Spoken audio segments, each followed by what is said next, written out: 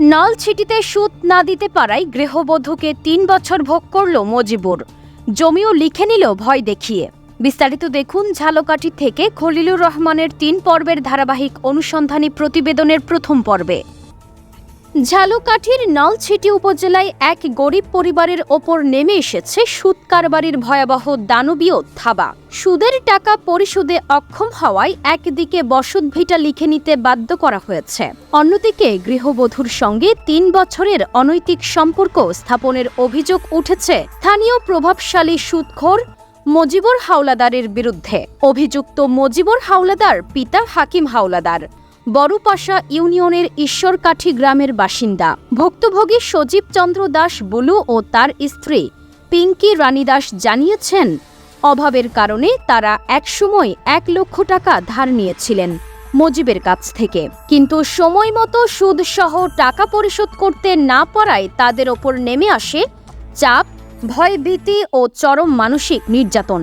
সজীব চন্দ্র দাস বলেছেন, আমি গরিব মানুষ, আত্মীয় স্বজন বলতে কেউই নেই। টাকার সুদ বাড়িয়ে সে এক পর্যায়ে দাবি করে ২,৬৩,০০০ টাকা। টাকা দিতে না পারায় সে স্থানীয়ভাবে একটি সালিশি বসিয়ে আমাকে আমার শেষ সম্বল ৪.25% জমি লিখে দিতে বাধ্য করে। জমির বাজার মূল্য প্রায় ৪ লক্ষ টাকা। জমি দেওয়ার পরেও সে এখন আরো ১.৫ লক্ষ টাকা দাবি করছে। বর্তমান বাজার মূল্যে এইখানের যে জমি ১ লাখ টাকার বেশি দাম নেই কাঠা। হ্যাঁ, যে জমি যখন দে তা কাগজপত্র ই কর দে। এরা আমার কিছু বলে না, কাগজপত্র আমার দেশ এ আইন দেশে আমার ভাই ছিল। আমাকে এই লাইনে গেলি কেন? আরো একটা মামলা আমার করতে চলে গেছে, এটা নিয়ে সাপারার। আবার এইসব লাইনে যাও, কিসের জন্য যাও, কোন কারণে যাও? মানুষ বেশি এই দেশে রকম সবাই ছিল, যার লাগে মেলবে তার সাথে যাবি। তুই যে ক্লাসের ৭-৮ ক্লাস মিলবি, লেনদেন করবি। এই মহিলা আমার দ্বারা বহুত টাকা চাইছে, জিজ্ঞান দিছে কিনা, বহুত টাকা চাইছে, বহুত দিন। আমি কইছি না তোমার মহিলাকে লাগে খাতে। এই মহিলা অনেকদিন টাকা চাইছে আমার দ্বারা, জানি সাক্ষাতে বলেন। তবে শুধু টাকা নয়, এই ঘটনার পেছনে রয়েছে ভয়াবহ এক মানবিক বিপর্যয়ের চিত্র। সজীবের স্ত্রী পিঙ্কি রানী দাস জানিয়েছেন, আমার স্বামী যখন টাকা দিতে পারছিল না, তখন মজিবুর হাওলাদার আমাকে একা পেয়ে ভয়ভীতি দেখিয়ে আমার সঙ্গে জোর করে শারীরিক সম্পর্ক করে। এরপর টানা ৩ বছর ধরে সে আমার শরীর ভোগ করেছে। আমি নিরুপায় হয়ে সবকিছু সহ্য করেছি। আমার ২ সন্তানের একটি তার মজিবের সন্তান। এটা সত্যি আমি আর লুকাতে পারছি না। এটা একজন নারীর জন্য কত বড় লজ্জা, অপমান সেটা শুধু একজন নারী বুঝতে পারে। তিনি আরও বলেছেন, আমি ভয়ে এতদিন মুখ খুলিনি, কিন্তু আজ আমাদের আর কিছুই নেই। মাথা গোজার ঠাঁই নেই, সম্মান নেই।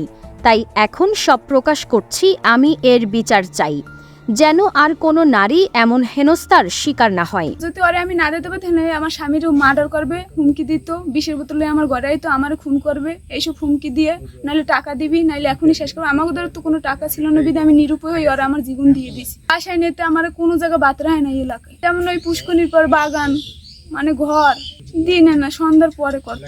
আর ও এখনো আমার এই হুমকিটাই দিছে যে তুই যদি কোথাও যাও, জায়গা জমি তো আমি সবই দিছি, আমার ওই ছেলে আর ওই পোলালই মানে স্বামী থুই আর ওই বড় পোলা থুই যাইতে কর, আর যদি তুই এই কোথাও যা, তোর আমি ১০ লাখ টাকা খরচা করে বাইক করলেও করবো। সজীব বলেছেন, আমার জীবনে এখন অন্ধকার ছাড়া কিছুই নেই। স্ত্রী, সন্তান আর সামান্য বসত ভিটা ছিল, সবই শেষ। আমি শুধু চাই মজিবের মতো মানুষদের বিচার হোক, যাতে অন্য কারো জীবন ধ্বংস না হয়। এই বিষয়ে অভিযুক্ত মজিবুর হাওলাদারের সঙ্গে একাধিকবার যোগাযোগের চেষ্টা করা হলেও তার মুঠোফোন বন্ধ পাওয়া গেছে। এখন ভুক্তভোগী পরিবারটি প্রশাসন ও দেশের বিবেকবান মানুষের কাছে আকুতি জানাচ্ছেন, এই ঘটনার সুষ্ঠু তদন্ত হোক, অপরাধীর দৃষ্টান্তমূলক শাস্তি হোক, কারণ এভাবে আর কোনো গরিব পরিবারকে যেন সর্বস্ব হারিয়ে পথে বসতে না হয়।